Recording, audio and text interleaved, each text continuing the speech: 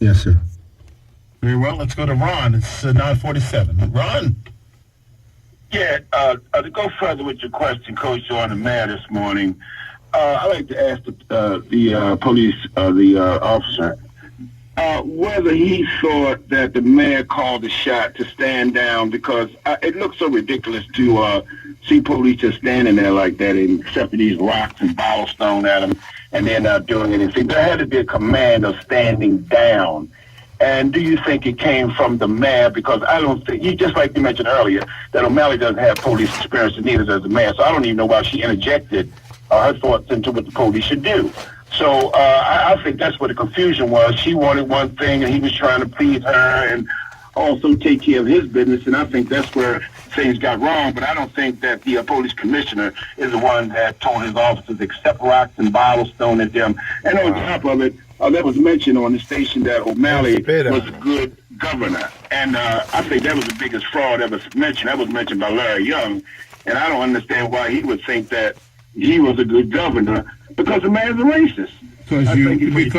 Because there's obviously you're listening and you did not hear Larry. The only governor that I've called a good governor has been Paris Glendenning. That's the only one. So obviously, I appreciate you getting up early enough to join our program, though.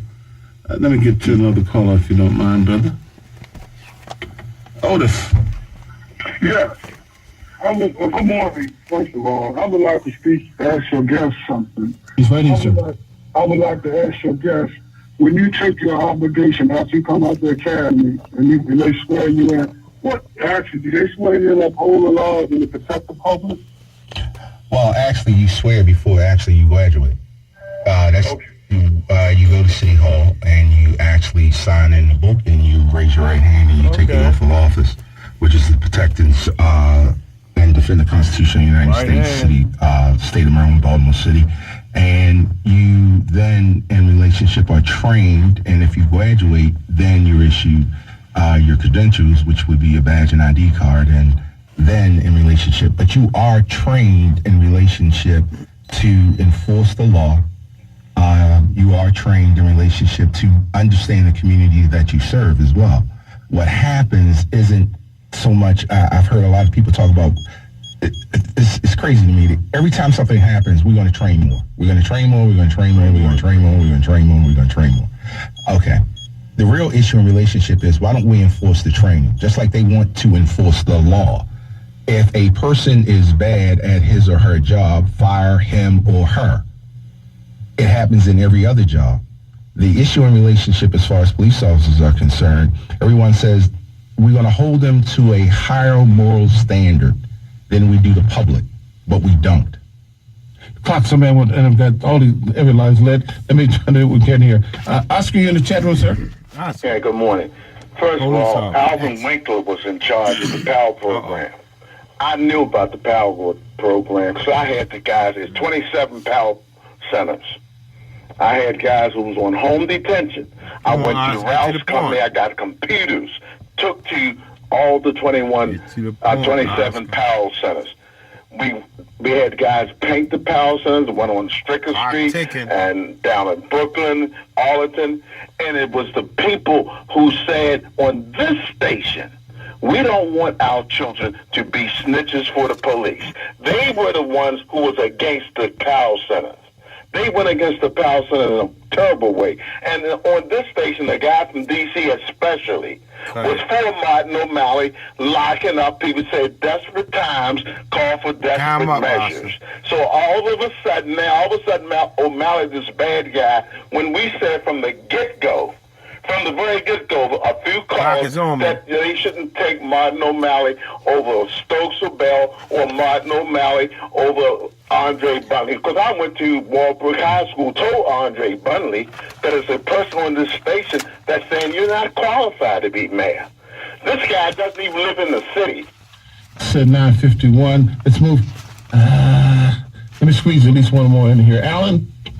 How you doing this morning? Hey, man. Hey, I just want to ask the officer a question. The jails are filled with for young people, and some of them are rightfully justifiable so. But my question is, when they stop a person with illegal, whether it's drugs or whatever, and the charges are possession. I understand that part of it. Here where I don't understand.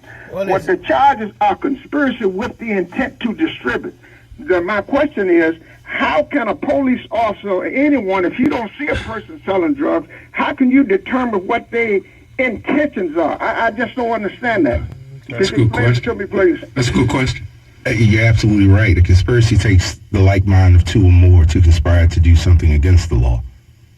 So for a person to be charged with conspiracy, he conspired with somebody to do something. So if the police didn't see it, they are now assuming, I would only say, based on the amount that they're saying is more than a person would actually be using for personal consumption.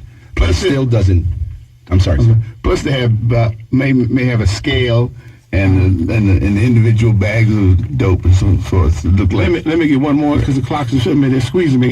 Adul, quickly. Dude, come on. Hey, LY. Good morning, partner. Come on, man. Yeah, cool. Hey, man. Real quick, I know you guys are on the run. I just wanted to comment. Yesterday, Key Development, we have a program, and we partner with the PAL. And we had some officers come into the PAL yesterday and do some community relations, which we really appreciate. But we really got to discover some of the disconnect. And one of them is this God complex that a lot of officers in the FOP have. They don't admit mistakes. They ride in on a white horse and talk about the good they do. And we understand and we appreciate and we need the good they do, but we need to start recognizing the concerns of the community and the distrust of the community. Not going to keep you guys long, but I just wanted to speak to that. Right. And we need more officers to definitely connect in the PAL centers. They're only in the county right now. We will be on the mayors and city council to have them reopen PAL centers in the city. Call me after the show, partner. Need to talk to you. All right. Here we go. First of all, man, let me just tell you. Yes, can we get you back for part B, probably part C? ABC. Yes, sir. Larry, like you said, we've known each other for a long time, and if you ask, I'll come. I traveled 14 hours to do this because it was an embarrassment in the international media to see what was happening in Baltimore. I mean, people have no idea what it showed out. People think they know.